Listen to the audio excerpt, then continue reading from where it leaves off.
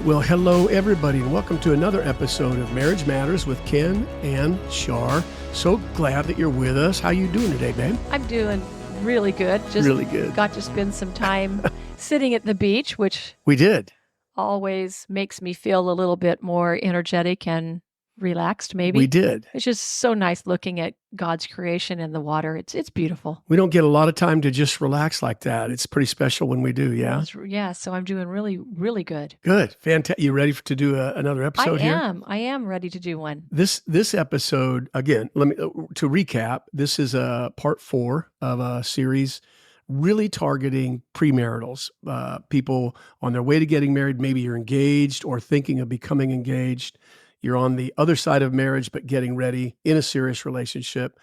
This series is one that we've been needing to do for a long time. It's just hopefully getting you some tools in the bag to get you ready for your wedding. And then obviously the wedding is the easy part. The tough part is the next 60 years of married life, right? Well, and if you choose wisely here and you get some good premarital counseling, it does make those next years of or decades of your marriage a little smoother. A little smoother. Yeah. It is amazing to me how many people enter into marriage without having any counseling at all, thinking that they already know. Well, we didn't. No, we didn't, because we thought we had everything that we needed. Yep. And that was just a love for each other. And this was the next step in the relationship. Yeah. And in the end, I think that hurt us a little bit. Those first days, a year, we just were getting our bearings. I think it could have gone a bit smoother. It could have. It wasn't bad, but it could have been a little bit less tears maybe at times if we would have gotten some good education before we got married. Yeah.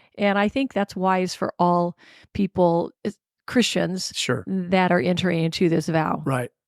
So this episode today is one of our favorite things to talk about. It is. In regard to marriage, just in general. It is. Certainly for couples premaritally, this is some big truth bombs we're dropping today. And we think hopefully it changes the way you actually look at your marriage. It changed radically the way that Charlene and I look at our marriage when we stumbled into these things. So it's called the vow.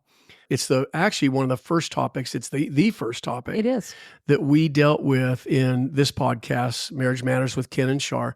So if you go back to episodes 2, 3, and 4, it's kind of this on steroids. It goes into much more depth about the vow that we make at our wedding. So, but we're going to kind of race through this pretty quick just to encourage premarital couples to really be thinking about some important things, yeah? Because as we ask people in our marriage classes what they remember about what they uttered on that day that they were married, and most people can't remember. Oh, it's so common. It's rare that we have someone go, well, we said something about honor and love, They remember the love, death do us part, sickness and in health. Yeah. Richer for poor. They remember some of the phrases, but they don't really know what they said. No, there's no real deep understanding. Nor did we. Yeah. Did we understand what we were saying and what we were vowing to each other? No. And to the Lord? No. We had no clue. No. We really do didn't. now. Yeah, we do. Now it's the guiding factor in our marriage. It is. It really is. Mm-hmm. So let me start with a verse. This is out of John 4. It's a familiar story from the Bible.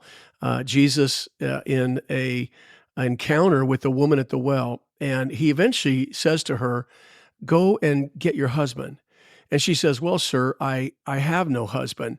And he says to her, "You have well said, I have no husband." Then he says this, "For you have had 5 husbands, and the one whom you now have is not your husband. In that you spoke truly." Really interesting passage because it helps us against the voice of the culture that we're in. It helps us understand what marriage is to God versus what our culture thinks a marriage is. Right. Culturally, marriage is just really 2 people in love cohabitating. And we hear this all the time. We're as good as married. Who needs paper? Who needs all that stuff, right? I hear that often. All the time. So Jesus is making it clear here that even though she was cohabitating with a man, probably very much in love with him, Jesus did not consider her in a marriage. Right. That was not a marriage. Though they lived together, they were playing house together, they loved each other. he said, this is not your husband. That is not a marriage, which is, I find absolutely fascinating. Really, So if that's not a marriage, what is? What is? Mm-hmm. Well, it's a covenant. Right. It's a covenant. It's a vow. It's a promise. It's an oath. Is the marriage a promise that for you people heading towards marriage, you're about ready to make? So we want this to be a really important part of your understanding of what marriage is and what marriage isn't. It's more than two people playing house, no matter how much you love each other. It's a covenant. And if marriage is a covenant, then one of the real exciting thoughts here is that the reason God created marriage wasn't just for our fulfillment, wasn't just to plug up loneliness in our life or speak to loneliness. It wasn't just for procreation, right? It has something to do with something much higher. It's to put on display the nature of our covenant God, a God who dwells with us in covenant relationship. If we are in Jesus by faith, we're part of a covenant. His love is enduring. His love is unconditional. He will be with us always. That oath that he gives us is put on display in a marriage where two people are in harmony, in unity, and it is a love that's unconditional, full of grace and mercy. Right. It's really just putting him on display so people for can the world. Look at it and know what the relationship should look like between you and our Heavenly Father. Yeah. I mean, in case you're wondering, am I just imagining this? Think of this. He's referred throughout the Bible as our husband, and we, if you're a Christian, as his bride. Right. That's the picture, right? Is. So we see even just by that language in the Bible that human marriage, earthly marriage, is something of a picture of something higher, a higher unified relationship, a covenant relationship with man and God. Ephesians 5 tell us that the marriage actually is a picture. Paul says after that wonderful passage about husbands and wives there, he ends up saying, look, I'm really speaking about Christ and his church. Right. So the marriage is just a picture of that, the covenant relationship between Christ and his church. It's ultimately, again, just a design to showcase his unconditional love for those who are in him by faith, right? So that one's for free, gang. That one is just a part of understanding that if you're heading towards marriage, one of the worst things that can happen is you reduce the meaning of marriage or the purpose that God designed it and created it for us as just being what? To procreate, to make you happy, to fulfill some loneliness issue.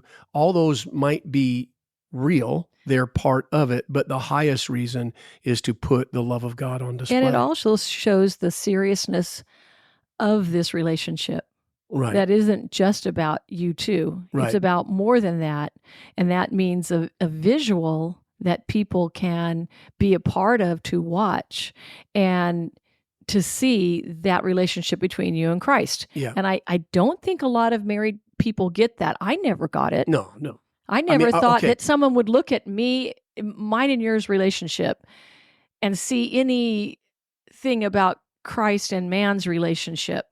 But it goes so much further than just our relationship. Well, and in a broken world, particularly as broken as it's becoming, I mean, when people see a healthy marriage and an unconditional love operating between two people in the Lord, loving each other that way, it is a ministry. And the funny thing I just want to add here is I remember when we met a young couple and we were familiar. We knew the young man very well, and he had seen our marriage for a long time. Yeah. And his soon-to-be spouse just said, this can't really happen. They're faking it because this doesn't happen in real life. My parents were divorced and my grandparents were divorced and everyone I know is divorced or living together. This doesn't happen that people are really happy in their marriage and treat each other with love and respect and honor. And he kept saying, no, it's true. They really are. And she was like, no, it just can't can't be. And now I've known her for many, many years, 20 years now, and she has that kind of a marriage now with her husband. And it's wonderful to watch how God can even break down the preconceived notions that you've had, that you've been shown. And it's really wonderful to watch that. Absolutely. Okay, so when it comes to the vow, just a real quick word on vow keeping, how important it is to God. I don't think I need to do this, but just in case people might, I don't know, take this so lightly. Well, how many vows do we make in life? Yeah, great point. I have made one. Yeah. I have made one vow. Yeah, to me. That was an actual vow, which I really didn't understand the significance of it when I was uttering those words, but I was making a vow for the rest of my life. It was an oath, absolutely, and a pledge. Yeah, just real quick, out of Deuteronomy 23, the word says, when you make a vow to the Lord your God, you shall not delay to pay it, for the Lord your God will surely require it of you, and it would be a sin to you. Goes on to say in that same passage that, but if you abstain and you don't make vows, it's not a sin to you, because that which has gone from your lips you shall keep and perform, for you voluntarily vowed to the Lord your God what you promised with your mouth. Isn't that something? It is something. Yeah, boy. It's serious. It's much more serious than anyone makes it out to be. I mean, you go through a wedding and it's about tuxedos and flowers and party gifts and the reception and everything else. But honestly, at the core of that wedding is those moments, that moment where a husband and wife stand together, look each other in the eye in the presence of God, and they declare an oath one to another. In front of God and witnesses. Yep. From Numbers 30, it says, then Moses spoke to the heads of the tribes concerning the children of Israel and says, this is the thing which the Lord has commanded. If a man makes a vow to the Lord or swears an oath to bind himself by some agreement, he shall not break his word. He shall do according to all that proceeds out of his mouth. Wow. Isn't that great? And those are just two. That's just a sampling. It's all over the Bible that God takes promises that we make really, really seriously, right? We are to keep the vows that we make, and there is no bigger one that we make than this marriage vow that if you're on your way to marriage, you're about ready to enter into. Another thought here before we kind of dive in and drill down into what we say during that vow itself is the idea that one of the reasons it's become so important, at least to Charlene and I, this is very personal to us, is because the word says where there is no revelation or there is no vision, some translations have it, the people run wild, one translation says. Cast off restraint, another one says. Or perish, I think is the common King James version, where there is no vision, people perish. A better translation is probably is where there is no active revelation, people run wild. Right. What that means is when we're lacking really the voice of God, something inspired that from the Lord, that we understand his ways and his will and his purpose. When we lack that, we just wander all around. And so when it comes to marriage, this idea of the vow being our marriage, it's at the center of it. It leads and guides us every day now. Wouldn't you say, babe? Well, we get really confused when we forget. With no vision. With no vision, we get confused. Absolutely. And we start listening to the world. Right. We start listening to multiple counselors. Right. We start listening to all these different ideas and voices, and we don't know what's right, and we don't know what's wrong. Right. And I think that's why this vow becomes the center, that we just keep adhering to this vow. It is an anchor.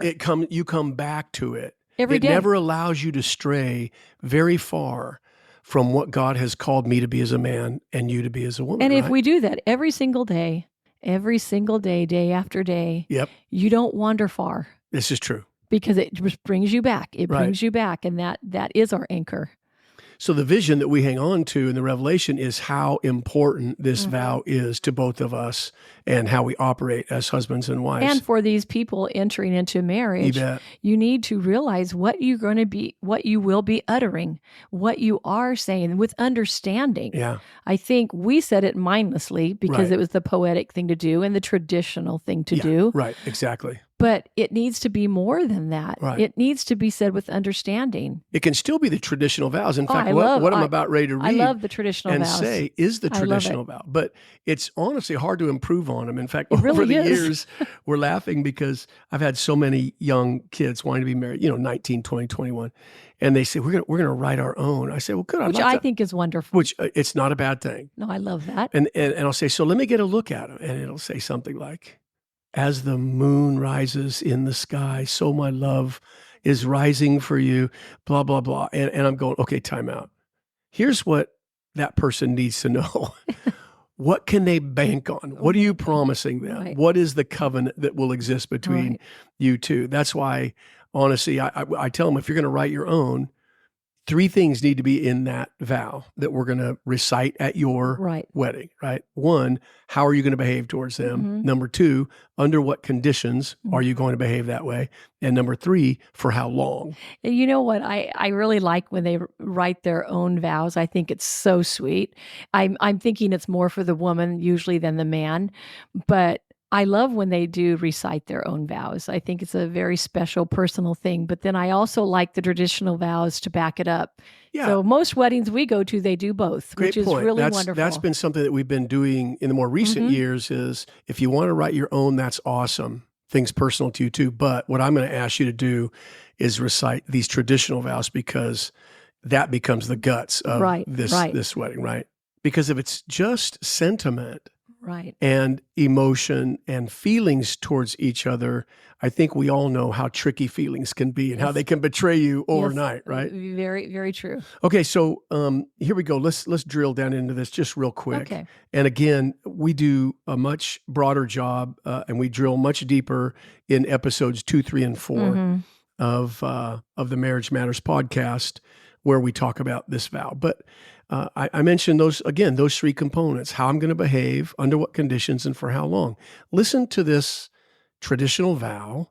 This is what most of you or many of you are about ready to promise. I'll say it on behalf of me and Shar, right? I can take you, Charlene, to be my lawfully wedded wife, to have and to hold from this day forward, for better, for worse, for richer, for poorer, in sickness and in health, to love, to honor, and to cherish until death parts us. 2 little simple sentences. That's right. Isn't it amazing? Now, in there, you see those 3 components. How am I going to behave? What have I promised her? That I will behave in a way that makes her feel loved, honored, and cherished, right? Now, even those 3 words, just real quick, here's part of what makes marriage so exciting is there's days where I'm not sure what makes Charlene feel loved. And part of the excitement of marriage is going a whole lifetime figuring that out. Right. I get to figure out what it is that I can do that makes her feel loved. And quite honestly, I'm not always great at doing it. Which with me, some days you don't really know what it is. It is a bit of a moving target. It can be moving at times. Yes, it has been moving with me over the years, I have to say. So the word honor is an interesting word. Probably replace that with the word respect. It says, I'm going to behave in a way that makes you feel respect. And cherish is another word we don't use a lot commonly today, but it means value.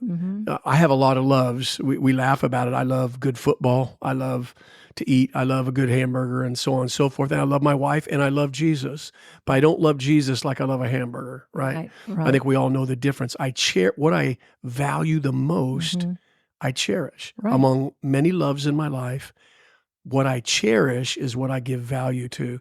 So when I told Charlene for us 47 years ago to love, honor, and cherish, what I was saying was, you can count on me to behave in these ways. And one of them is that I will always make you feel valuable, the most valuable to me, except for Christ alone. Right. Which is, it sounds simple. It does. But here's the weird side of it. Here's not the downside, but the the side that's hard to wrap our head around is that means every time I've behaved towards her in a way, or she towards me, that has caused her to feel unloved, disrespected, or undervalued, I have been a vow breaker. I've Right. broken my vow. And tragically, I have broken that vow thousands of times over 47 years of marriage, never intending to. As I have too. But Right. it guides me. That means I've got to course correct and take responsibility when I do break that vow and behave in a way that makes her feel unloved or disrespected or undervalued. Right. And I've got to course correct. So you can see how these words that came out of our mouth in the form of an oath and a vow 47 years ago can guide us forever till we go to be with the Lord. You also see under what circumstances in there, for better, for worse, richer, for poorer, and sickness and in health. All right. Everything. Have we had some better or worse We've days? had really good and really bad. We've had some better and worse. No. Now, normally what we mean to say, here's what we think we say, right? Here's what we think we say. We think we say, I'm going to love you, honor you, and cherish you until I really have a bad day at work, or until you really make me angry, or until I don't think you deserve it anymore. Right. But none of us, the big one. That is not what you say at a wedding. That's right. What you're going to vow is better, worse, sickness and health, right? When we have money, when we don't. That's a very poetic way of saying under every circumstance that life brings. Right. It will never be okay. I'll never have a license to treat you unlovingly, disrespectfully, or without value. Right. And then we go on to say even more. If that's not enough. No, if that's not enough, we go on to say for how long, and that's till death parts us. Right. That means until one of us dies and goes to be with the Lord. Right. It's a huge vow. For a lifetime. For a lifetime. Now, again, I'm looking across the table at my wonderful wife, but we were 19, and I was an idiot at 19. I'd only been saved less than a year, I think, when we married, right around that. And I didn't know anything. And I just thought, dude, I can do all this. And the reality is I had no idea what I was saying. It's for our life so far, we've had 47 years of marriage. That's a long marriage. Yeah. But it's all the way to the very end. And when you get to the point that some of us, me or you, Kenny, we might have to learn to be married when one of us is watching the other die. I think. And go home to be with the Lord. I think that was in view, though we didn't realize it. That was in view when we were 19 speaking these things. Yeah. One of us surely will. And neither of us know how to do that. No, we don't. We don't know how to love and honor and cherish in such a difficult time. But one of us promised the other one that on our wedding day. That's right. And that's something. It's a sobering thought. Yeah. So you can see where, again, without vision, people run wild. What we're handing you is the vision that we hope from the day you say I do guides you each as the man and the woman that God is shaping you to be. A lot of it gets shaped through this vow. You know what I think would do me good, and maybe some listeners out there, especially people that are getting ready to be married, is to write these words down, put them up on your mirror, and read them every day. Yeah, and just read them to remember what you're about to say or that you did say at one point. Yeah, and it keeps you on a course that keeps your mind stayed where it should be. At least those kind of things do that for me. Yeah, they keep me. You're right. This is what I've. Yep. This is what I vowed. This is what I should be about. Oh, get your bearings straight. It does. Yep. And it keeps me so I don't run wild, in my marriage and in my thoughts. I keep it. I keep what I should be, what I vowed. Tell you, before we go, let us just encourage any couples maybe married for many, many years. You want to do something wild, just take a minute and recite these together today. Right. And refresh them in your own heart, in your own mind. It's amazing how the Holy Spirit will draw you back to that vow again and again and again. It's a really sweet thing. We've renewed our vows Many times. Many times. But on most of our anniversaries, we renew our vows just with each other. The vows don't change. We speak these same things. And it is a really special moment to look into your spouse's eyes and say this, knowing what they mean. Yeah. Knowing really what it's going to cost you and what it costs them to keep this vow. And things we didn't understand. No, we didn't, but we do now. On our wedding day, we just didn't get it, but boy, we do now. Yeah, we do. And it's a sweet thing. It really is. And it renews your marriage also. If you are married listening to this, it renews your marriage. And every time that you go to a wedding now, I just cry. Oh, yeah. When I hear them utter these words. Right. Hopefully thinking they might really know what it means, but a lot of them don't. Yeah. And I think too, when you were saying this and you said this vow today again, and I listened to it, I love it. It makes me cry every time I read it or hear it, whomever says it. But to sit down with your spouse and just say, what makes you feel loved? What makes you feel honored? Yeah. What makes you feel valuable? Yeah. What makes you feel respected? Because think about it. How can I fulfill that vow if I don't know those things? It's true. If I don't know what makes you feel valuable to me. And it's a good little exercise for your marriage. Yep. Just to say, I need to know that right now. Yeah. Yesterday, when you told me, I hadn't brought this up before, but when you told me I feel yesterday, like I'm going to get ratted out no, right now. You're not. Yesterday, when you said, we have a little issue with our driving and parking at times, me and Kenny, and I tell him what to do and where to go. And most of the time it works out pretty good because he's a little absent-minded, but he told me that it really makes him nervous when we go into a parking lot because I'm afraid I'm going to pick the wrong spot.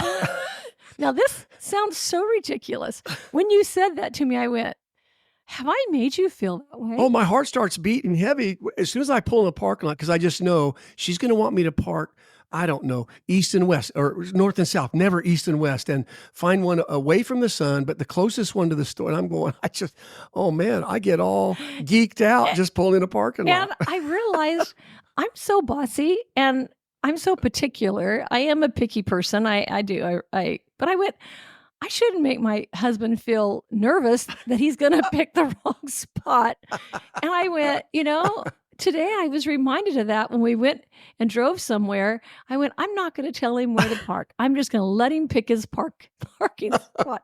I don't know if any of you other people have any issues with your driving, with the driving. Oh, I guarantee they do. But I learned something today. Yeah. I did. I learned something. And going over this vow again, I went, that's disrespectful. Well, trust me, it did not make me feel disrespectful. Well, just nervous. Just makes me nervous. All right. On that note, we're going to sign off. Hopefully you enjoyed it today and give it a try. You married folks out there, go ahead and review that, reconnect with that vow. Speak those things again to your spouse. And those of you who are heading towards marriage, boy, be thinking about this stuff because that vow becomes your marriage. It is what a marriage is. Yeah. All right. God bless you all. Thanks for checking in with us. God bless. Bye-bye.